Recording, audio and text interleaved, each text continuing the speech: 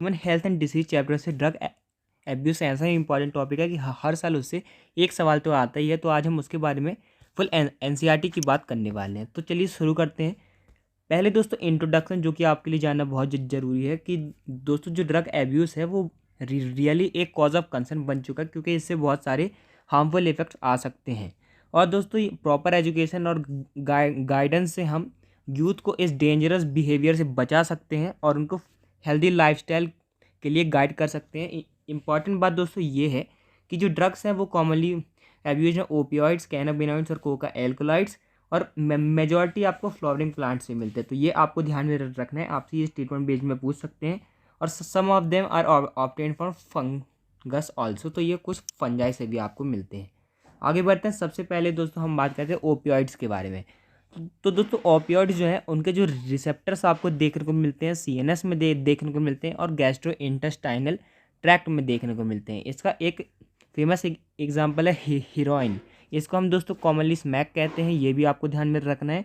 जो कि केमिकली होता है दोस्तों डाई एसिटाइल मॉर्फिन, जो कि एक वाइट और ऑर्डरलेस और बिटर क्रिस्टलाइन कंपाउंड आपका होता है। तो ये कैसे बनता है ये नीट में पूछा भी हुआ है पहले। This is obtained by acetylation of morphine, जो कि दोस्तों जो मॉर्फिन है आपको मिलता है पॉपी प्लांट के लेटेक्स से, जिसका साइंटिफिक नेम ये आपको ध्यान में रखना है पेपेवर सोमनीफेरम। और ये स्नोटिंग से जनरली लिया जाता है। और इसका फंक्शन भी आपको ध्यान में रखना है हेरोइन का। हेरोइन जो है दोस्तों वो एक मेनली डिप्रेसेंट होता है और इससे क्या होता है बॉडी के फंक्शन स्लो हो जाते हैं। आगे बढ़ते हैं, कैनाबिनॉइड्स की बात करते हैं। तो दोस्तों कैनाबिनॉइड्स जो हैं उनके रिसेप्टर्स मेनली आपको ब्रेन में मिलेंगे। तो ये एक इंपॉर्टेंट पॉइंट है कैनाबिनॉइड्स के लिए। और तो दोस्तों जो नेचुरल कैनाबिनॉइड्स हैं वो इन्फ्लोरेसेंस से मिलता है, यानी कि जो फ्लावर हैं, लीव्स हैं और रेजिन है वो कैनाबिस सटाइवा जो प्लांट है उससे मिलते हैं। उसकी लीफ यहाँ पर आपको दिखाई भी गई है। और दोस्तों इन लीव्स को, फ्लावर टॉप्स को, रेजिन को वेरियस कॉम्बिनेशन में यूज़ किया जाता है। मरीजुआना, हशीश, चरस और गांजा ये कुछ एग्जांपल्स हैं इनको बनाने के लिए, और ये कैनाबिनॉइड्स के अंदर आते हैं। इसके बाद है इनको जनरली इन्हेलेशन और ओरल इंजेक्शन से लिया जाता है। और इनके मेन इफ़ेक्ट्स हैं कार्डियोवैस्कुलर सिस्टम ऑफ बॉडी पर। तो ये आपको ध्यान में रखना है कि इनके रिसेप्टर्स तो ब्रेन में है लेकिन इनका जो मेन इफेक्ट है वो कार्डियोवैस्कुलर सिस्टम के ऊपर है। इसके बाद है दोस्तों कोकेन या फिर कोका एल्कोलाइड। तो दोस्तों कोका एल्कोलाइड जो है वो आपको मिलता है कोका प्लांट से, एरिथ्रोजाइलम कोका, ये आपको ध्यान में रखना है। और साउथ अमेरिका का ये नेटिव प्लांट है।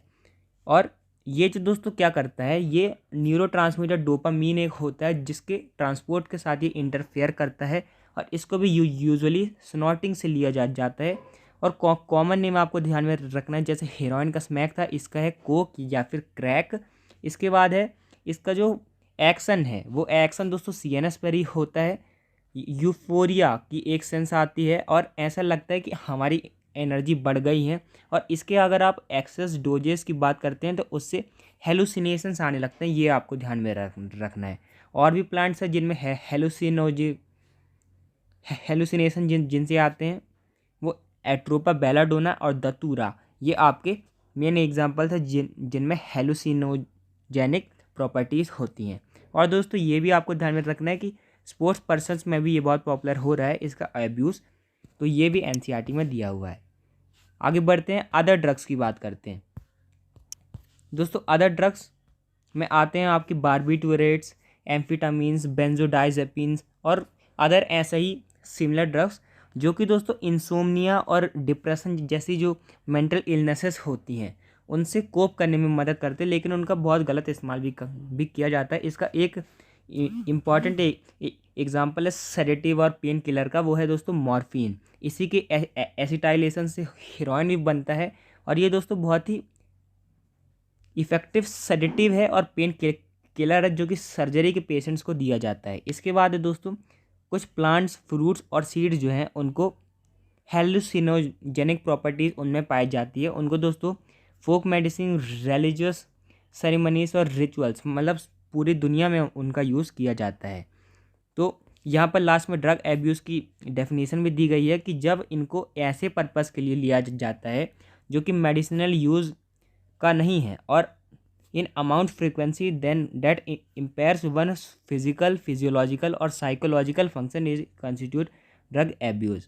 और जब इनका उन अमाउंट्स या फिर फ्रीक्वेंसी में यूज़ किया जाता है जिससे एक की फिजिकल फिजियोलॉजिकल और साइकोलॉजिकल फंक्शंस जो हैं वो ख़राब होते हैं, तो उसको हम ड्रग एब्यूज़ कहते हैं। तो ये थे पूरा एनसीईआरटी का कंसेप्ट ड्रग एब्यूज़ के ऊपर। अगर आपको वीडियो पसंद आई हो तो चैनल को जरूर सब्सक्राइब कीजिएगा। ह्यूमन हेल्थ एंड डिसीज़ के बेस्ट पीवाईक्यूज हमने आगे की वीडियो में दिए हुए हैं, आप उसको हमारी प्ले बटन हमारी आई बटन से भी देख सकते हैं। Thanks for watching, keep learning.